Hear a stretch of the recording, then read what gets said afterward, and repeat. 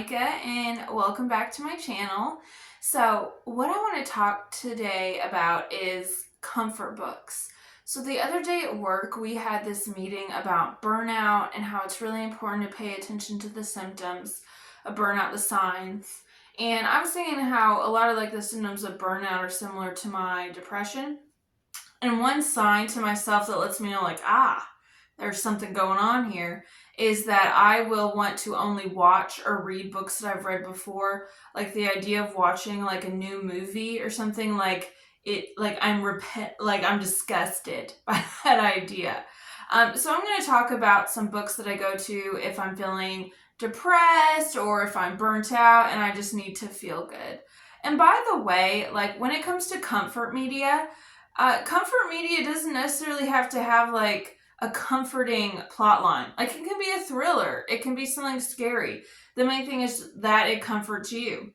For example, when I was 10 years old, my comfort movie was Misery. If I couldn't fall asleep, I would go downstairs and put on Misery so I could fall asleep. That maybe one day should be discussed in therapy, but here are some books that I love to go back to and that really comfort me if I'm having a hard time. The first is The House in the Cerulean Sea by T.J. Klune. So the little short description of this, our main character is Linus. He works for, the department in charge of magical youth. And he basically goes to different orphanages that have children that are of magical races or have powers. And he just makes sure that they're being well taken care of. And then one day he gets this secret assignment to go to this orphanage that no one knows about and to assess whether it is worthy of staying open or not. And then he starts to kind of form this relationship with the headmaster of the orphanage. So what I love about this is I love the found family. Linus really starts to connect with all the children there. The romance is sweet. Also, the humor is good. T.J. Klune, he can write some heartbreaking moments, but also ones that will make you laugh so hard. Another book of his, In the Lives of Puppets, I read that on a plane, and it was on the way to Maine, I think, and there were some parts, I would just laugh out loud, or I would be sobbing. I shed tears on this plane. But he is an amazing writer. This is great for, LGBT, people who love that type of content. I think, one of the people who wrote about it, they're it's a gay hug wrapped in a blanket or something. So, this is a really fabulous book.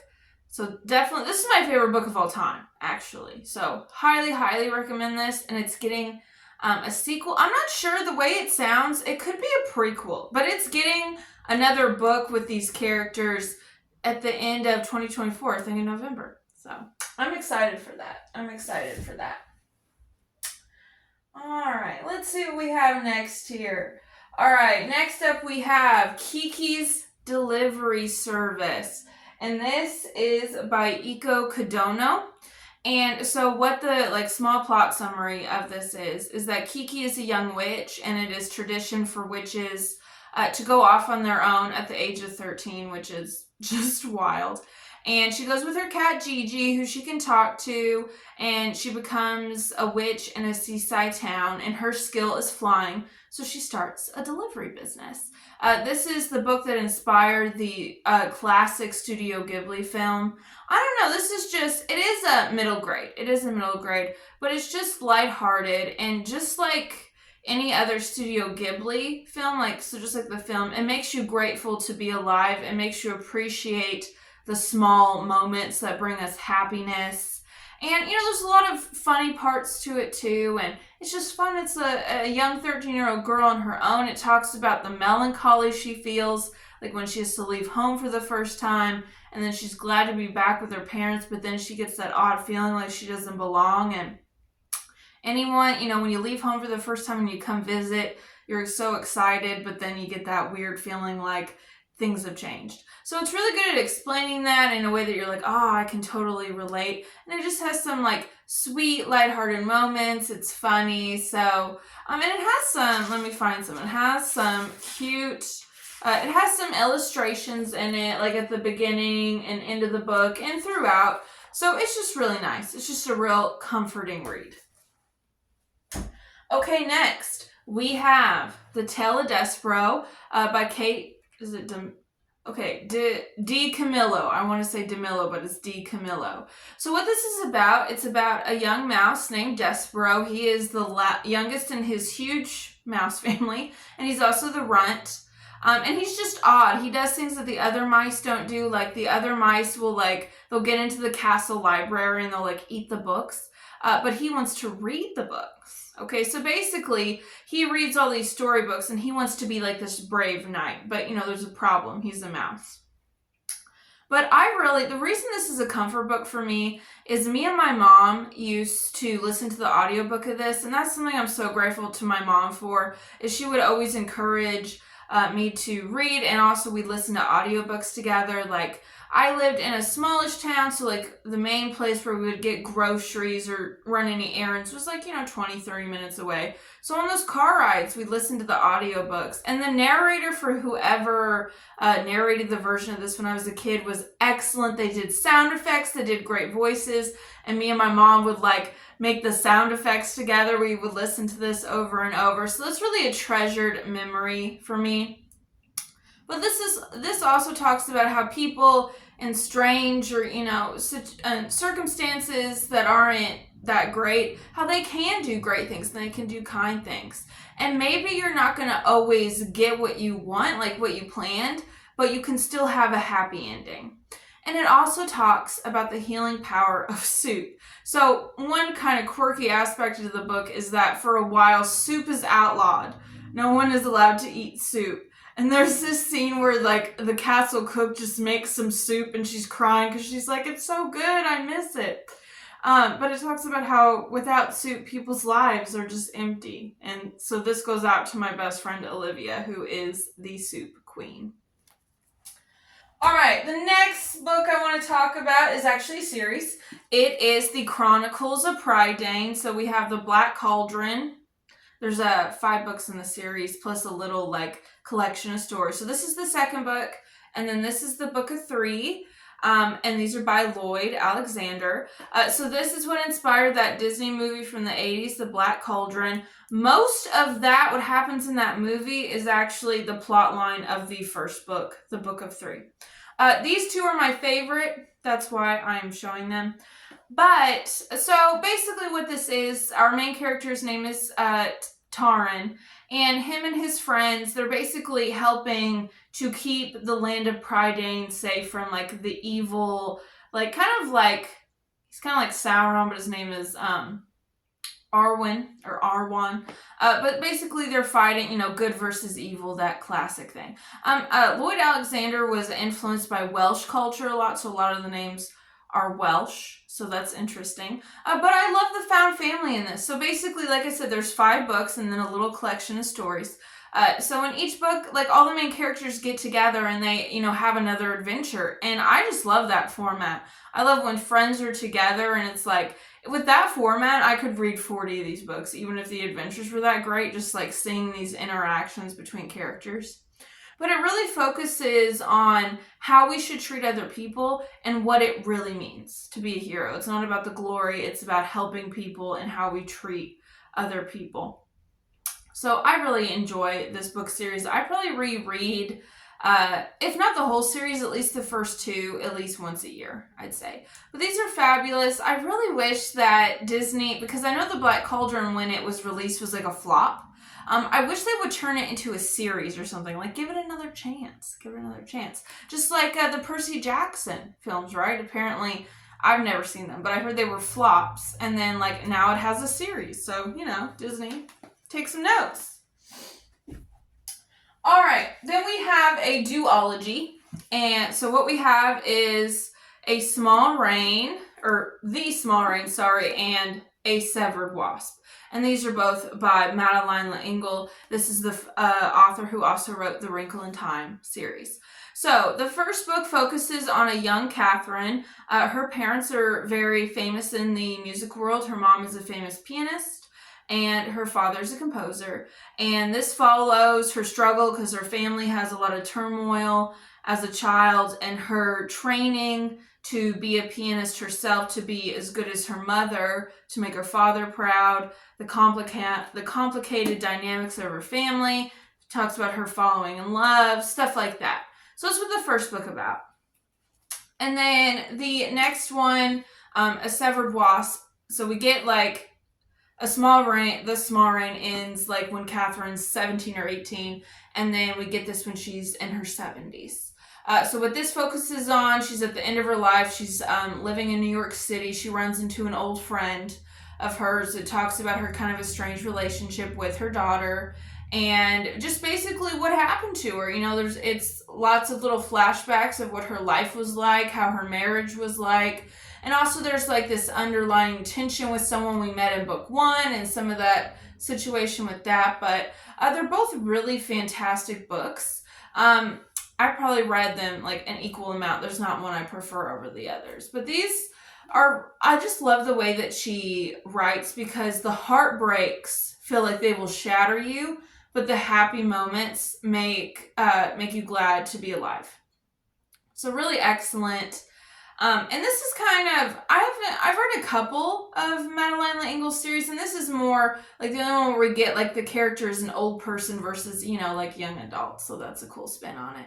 And it's interesting to see because Catherine comes from like, also her stepmom is like a famous actress. So it's about like this class of artists in New York in the late 20s and early 30s. So it's an interesting like historical perspective on that. And then in this one, we kind of see her life, you know, after World War II and everything.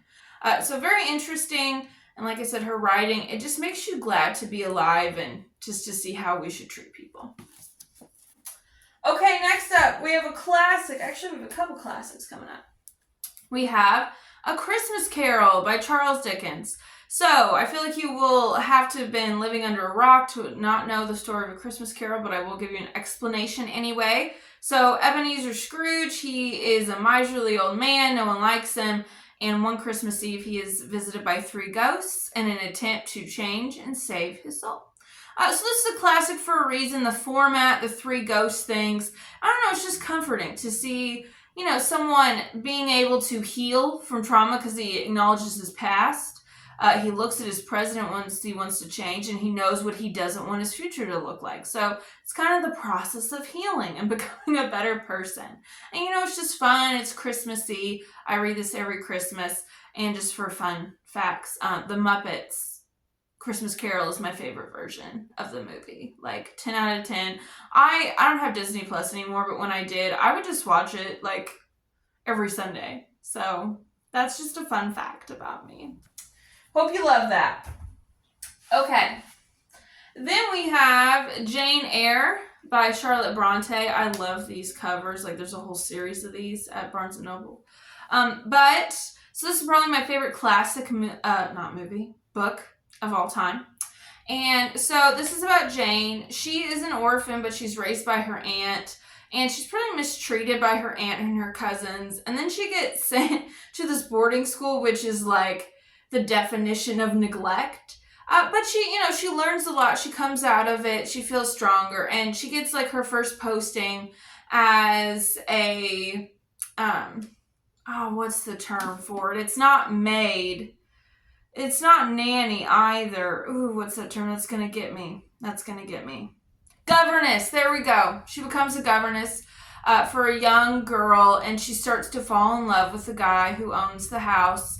But he has a very, like, big secret. It's very gothic in its way.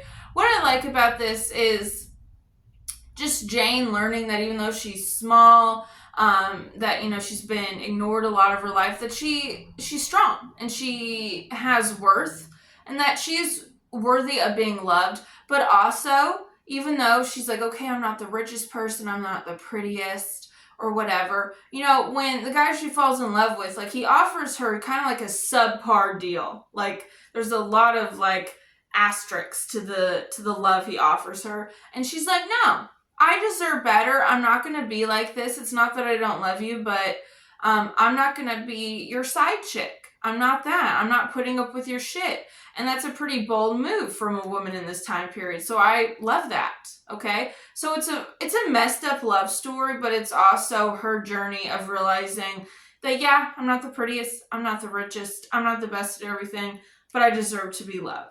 And I don't need any constraints or any like extra, but this on my love story. So I love this book. It's my favorite classic, I would say. Then we have The Hobbit by Tolkien. Okay, so fun fact, I love the Lord of the Rings universe. It is only a matter of time before I get a Hobbit door tattoo. But just in case you don't know, Bilbo Baggins, I can't talk today, who is a hobbit, and a hobbit is kind of like a person who doesn't wear shoes, has hairy feet, loves mushrooms, loves soup, and is very, very small in this world of Middle-earth. He goes on an adventure with Thorin Oakenshield and his dwarven brethren and a wizard named Gandalf, and they're basically trying to take back this mountain from a dragon because it was the dwarves' homeland. So I just love the Lord of the Rings universe. Like, there's just a bunch of little adventures, and a lot of people read Lord of the Rings and they don't like it because it's a lot. There's a lot of description. And to be honest, if I was Tolkien's editor, there would have been a lot left out of there. But this is a lot more condensed. But it talks about like forming friendships and finding courage in yourself that you didn't know that you had. And that, when we think of like the obvious heroes, that not every hero or person who does great things has to fit that stereotype. They don't have to fit that mold. And that's what I like. Also in the Lord of the Rings universe, there's a lot of vulnerability and a lot of love in male friendships and relationships, which we don't get to see in a lot of books. So that's what's awesome, is that tenderness between male friendships and how that's perfectly valid, okay? I love that. And also it helps you deal with grief, how to lose someone and to hold them in your heart, but also to move on and, still have a very wonderful life. So The Hobbit is fabulous. All right, this next one I don't have a physical copy of. I used to, but I used to teach middle school lit, and I brought in my own copy when I taught this novel, and I think that I left it there. So my previous employer got a free book. All right, so it is The Outsiders by SE Hinton. So this book is about Pony Boy. Yeah, that's his name, Pony Boy, and his group of friends. And they are on the lower economic status. They're in a group called the Greasers, and they have constant conflicts with the elite, like richer kids, and they're called the Socias.